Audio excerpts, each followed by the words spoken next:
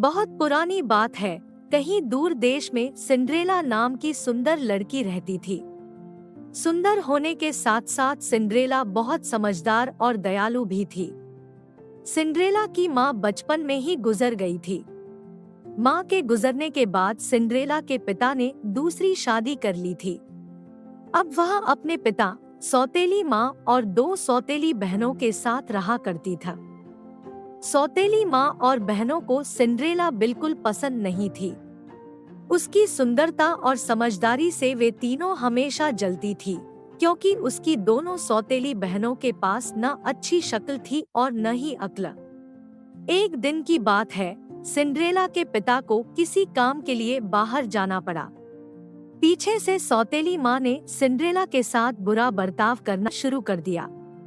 सबसे पहले तो उसने सिंड्रेला की खूबसूरत पोशाक उतरवा ली और उसे नौकरानियों वाले कपड़े पहनवा दिए। इसके बाद उन तीनों ने सिंड्रेला के साथ नौकरानी जैसा बर्ताव करना शुरू कर दिया।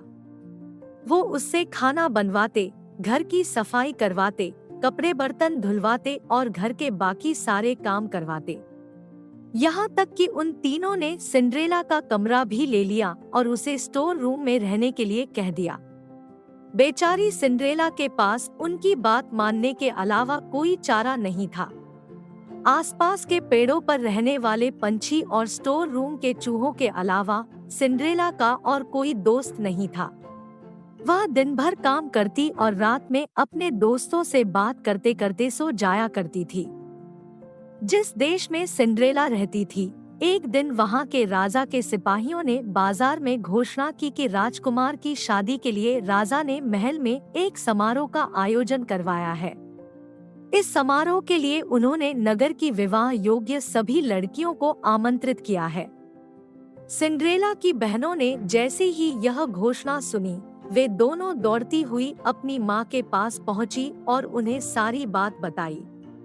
उनकी माँ के कहा कि इस समारोह में सबसे सुंदर तुम दोनों ही लगोगी। राजकुमार का विवाह तुम दोनों में से किसी एक के अलावा किसी और के साथ नहीं होगा। इस बात को सिंड्रेला ने भी सुना और उसके मन में भी समारोह में जाने की इच्छा हुई, लेकिन इस बारे में अपनी सौतेली माँ से बात करने में उसे बहुत डर लग रहा था। उसकी सौतेली माँ और बहनें समारोह में जाने की तैयारी करने लगी। उन्होंने नए कपड़े सिलवा लिए और नए जूते भी खरीद लिए।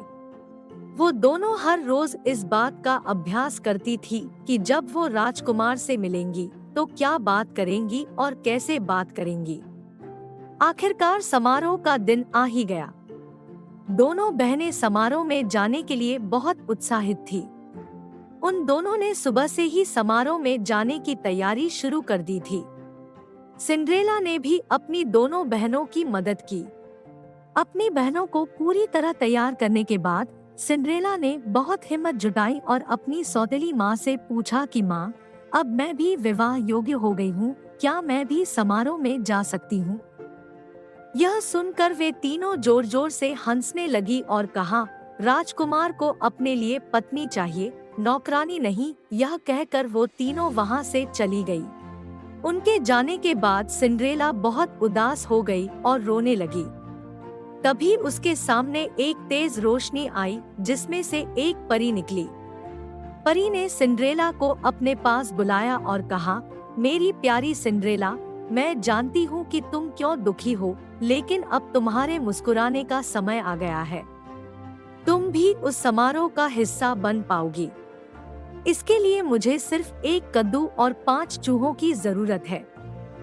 सिंड्रेला कुछ समझ नहीं पाई, लेकिन फिर भी उसने बिल्कुल वैसा ही किया जैसा परी ने कहा। वह दौड़ती हुई किचन में गई और एक बड़ा सा कद्दू उठा लाई। उसके बाद वह स्टोर रूम में गई और अपने मित्र चूहों को ले आई।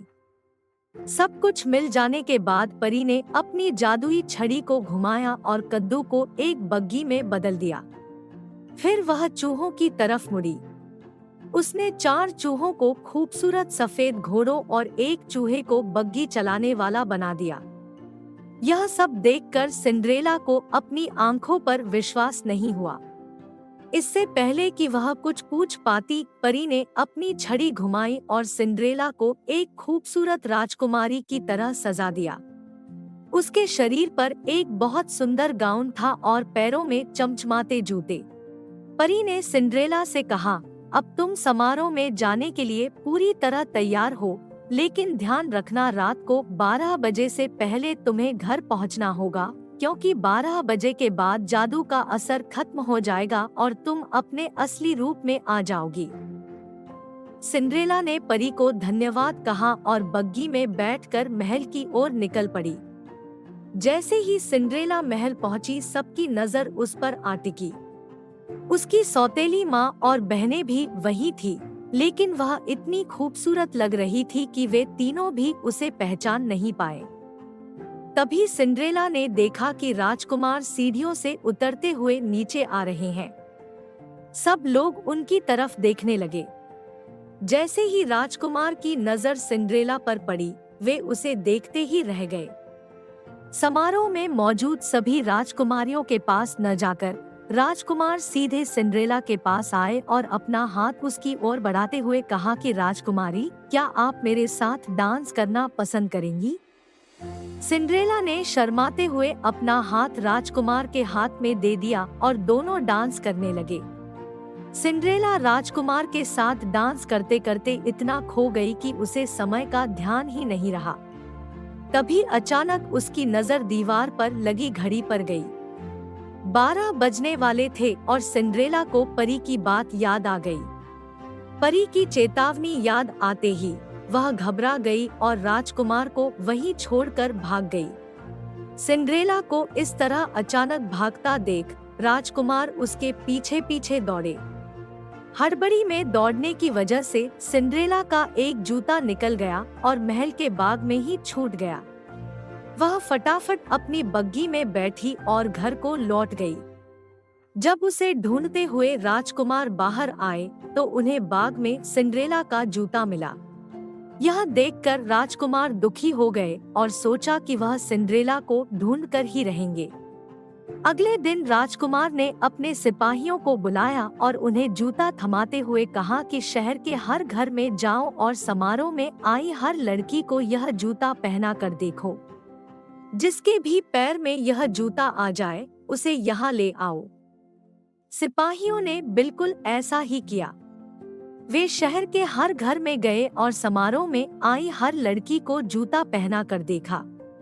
किसी को जूता छोटा पड़ रहा था और किसी को बड़ा। सारा शहर घूमने के बाद आखिर में सिपाही सिंड्रेला के घर पहुंचे। जैसे ही सिंड्रेला ने सिपाहियों को देखा तो वह समझ गई कि ये राजकुमार के कहने पर आए हैं और वह खुशी से दरवाजे की तरफ दौड़ी। उसी समय उसकी सौतेली माँ ने उसका रास्ता रोक लिया। सौतेली माँ ने सिंड्रेला से पूछा, तुम कहाँ चली? सिपाही उस लड़की के लिए आए हैं जो कल रात समारोह में थी। तुम तो कल आई ही नहीं थी, तो तुम नीचे जाकर क्या करोगी? ऐसा कहकर उन्होंने सिंड्रेला को स्टोर रूम में बंद कर दिया और चाबी अपनी जेब में रख ली। जब सिपाही जूता लेकर घर में आए तो उसकी दोनों बहनों ने उस जूते को पहनने की कोशिश की, लेकिन वो दोनों नाकाम रही। वहीं निराश होकर सिंड्रेला रोने लगी। उसे रोता देख उसके चूहे मित्र को एक उपाय सूझा। दरवाजे के नीचे से निकलकर वह दौड़ते हुए नीचे गया और चुपके से सौतेली माँ की जेब से चाबी निकाल लाया और सिंड्रेला को दे दी। चाबी मिलते ही सिंड्रेला ने दरवाजा खोला और दौड़ती हुई नीचे गई। सिपाही महल की ओर लौट ही रहे थे कि तभी उन्हें सिंड्रेला की आवाज आई, मुझे भी जूता पहन कर देखना है। यह सुनकर सौतेली माँ और बहनें हंसने लगी, लेकिन सिपाही ने सिंड्रेला को भी जूता पहनने का मौका दिया। जैसे ही उसने पैर जूते में डाला, वह आसानी से उसके पैर में आ गया। यह देखकर सभी चौंक गए और सिपाही ने सिंड्रेला से पूछा, क्या यह जूता आपका है? इस पर सिंड्रेला ने हाँ में अपना सिर हिलाया। सिपाही सिंड्रेला को बग्गी में बिठाकर महल ले गए, जहां उसे देखकर राजकुमार बहुत खुश हुए। उन्होंने सिंड्रेला के सामने शादी का प्रस्ताव रखा जिसे उसने प्रसन्नता से स्वीकार कर लिया। राजकुमार और सिंड्रेला की शादी हो गई और वो हमेशा खुशी खुशी महल में रहने लगे।